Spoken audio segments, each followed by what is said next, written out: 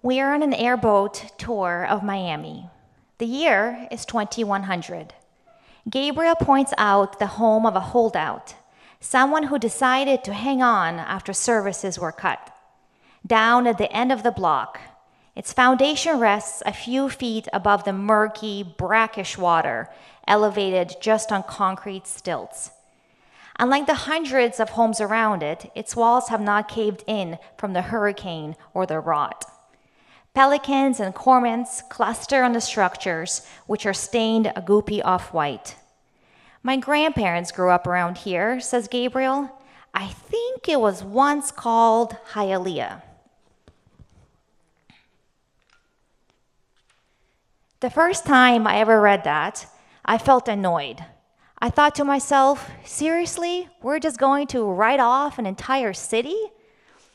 I did not think that had to be our legacy. That's what set me off on my journey to building kind designs, a Miami climate tech startup that's 3D printing living seawalls to make sure that the passage I just read never comes true. We have a choice, sink or swim, and I choose to swim to save my city and protect every other city at risk from rising sea levels. My grandparents lived in Russia during the Russian Revolution. For many, many generations, my grandparents and my family made bread. My babushka's father owned the mills. One day, in the middle of the night, their neighbor came banging on their door, and he told them in secrecy that they had been denounced. At sunrise, their whole family was going to be arrested and killed. That very night, they grabbed whatever they could carry by hand and escaped to Siberia, where they lived amongst prisoners to survive. Without millers, the mills failed, and Russia suffered a 70-year famine. And to this day, my grandparents have never been able to go back to their homeland. 50 years later, my parents started a new life in Ukraine. My father, a professor, met my mom, his student, at a university dance group. When communism fell, the economy collapsed, and my dad, who was by then a world-renowned scientist, had to start moonlighting with his friends, shoveling snow off of high-rise rooftops. My mom, with a master's in programming, took up sewing to get cash for basic groceries. And when I was born, I lived with my family in a basement apartment that we shared with 3 other families. When the government stopped paying wages entirely, my parents too had to make the decision to abandon their home. Miraculously, through the special talent visa program, we got the opportunity to come to America.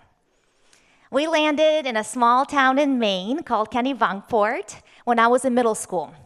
My dad flew ahead, and I gave him a very important mission to scout what the cool kids wore in America. So he dutifully reported to the local high school parking lot and told me that all American children wore hats with their first initials on them.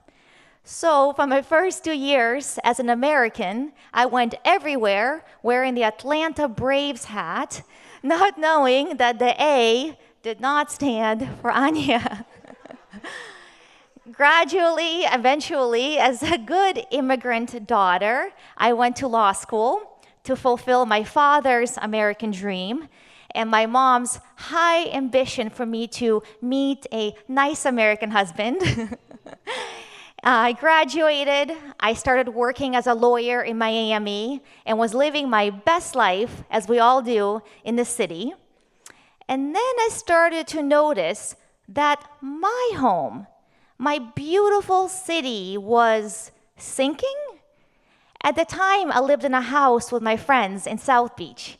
And every time it rained, we would race home to move our cars to higher ground so they wouldn't float away.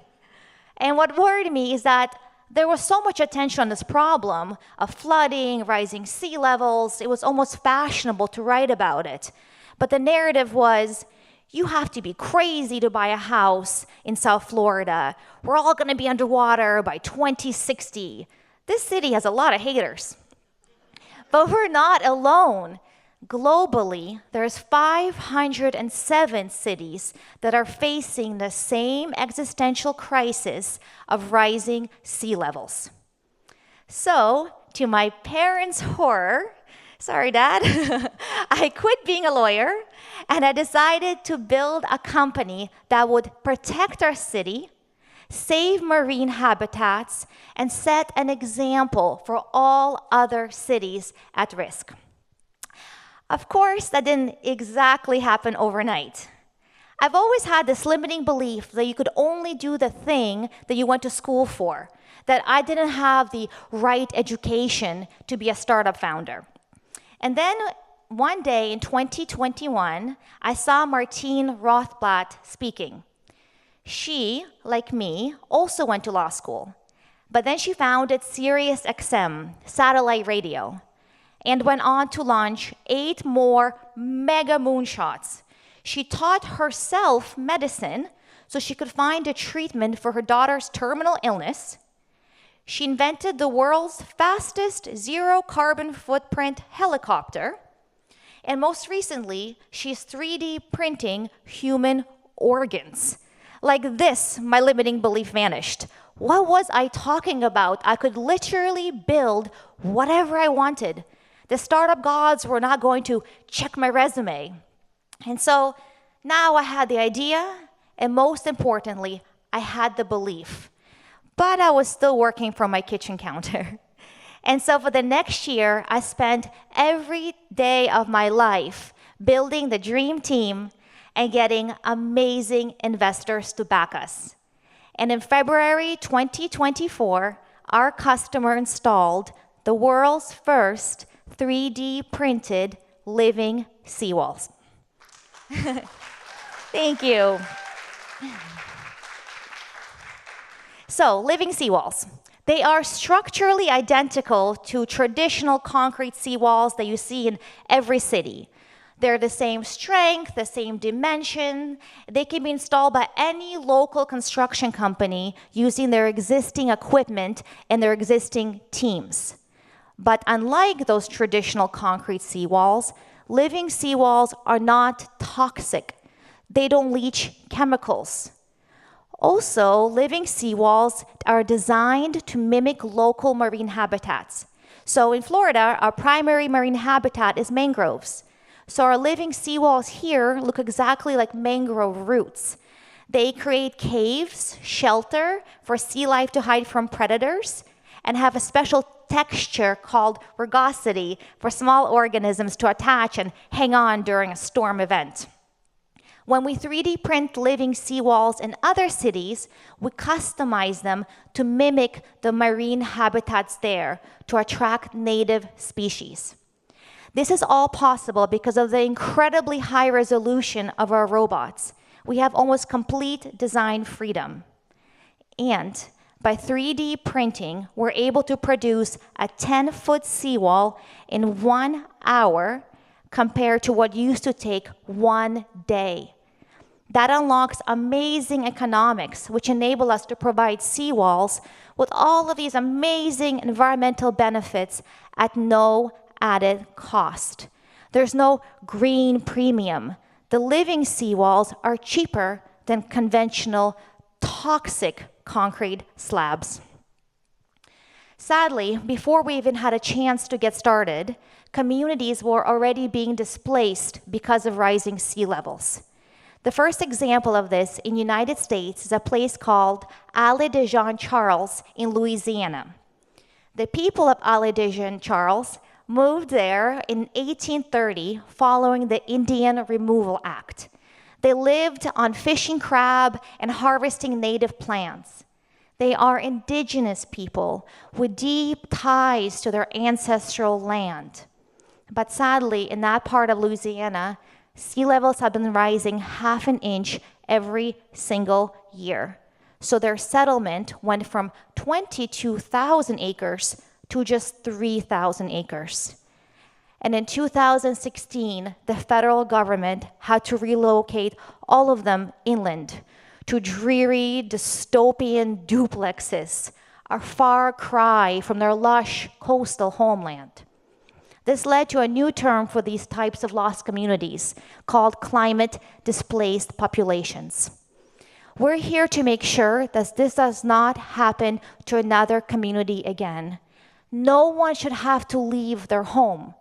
We want to leave a legacy of hope and technological progress to protect our homes and make sure that no one else has to leave the place that is most dear to them. My grandparents and then my parents did not have the opportunity to fight what was going on. My grandparents couldn't stop the Bolsheviks. My parents could not stop the economic collapse. But we can. We have an opportunity to save our homes. When we first landed in America with my family, our greatest dream had come true. And we have always felt a deep sense of responsibility to build something great, to make the most of the opportunity that we were given. America is the place to dream big and swing for the fences, and it's with that spirit that we build kind designs. Because we can save our coastal cities. We can protect our marine habitats. We can pave the way through business and through innovation. That's the American way. This is the land of opportunity, and our whole team embodies that. We're immigrants, we're dreamers, and we're fighters who believe that we owe it to the world to do the hard things. Now close your eyes for just 1 minute and imagine this. The year is 2100. We're floating down the shaded canals. To the left and the right, living seawalls line the canal boundaries. Up above them are beautiful homes filled with families. Birds perch on the edges of the seawalls. Milky oysters and bright orange sponges are clustered on their tops. Our small boat anchors. We peer over the bow of the boat as the canal water comes alive with colorful creatures. Giant manatees, red snappers, and fat sea turtles are lazily swimming through the clear water. We dive in, swimming through the warm water to the seawalls. Our fingers grace the mangrove roots of the walls, carefully avoiding the crabs and lobsters hiding in the nooks. People once planned to abandon Miami because of rising sea levels, says our tour guide. It's now a beacon of hope and an example for the rest of the world. Now open your eyes. This is the future that we're building. Thank you.